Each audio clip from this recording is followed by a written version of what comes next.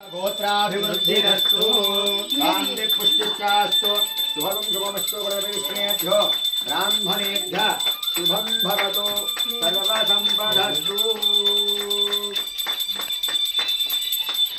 गोदारंगनायक भगवान की जय गोदारंगनायक भगवान की जय अम्मा మీరిద్దరు కొన్ని కొన్ని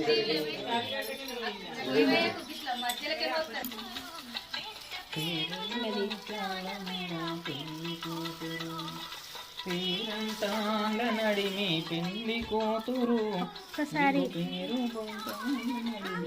మామ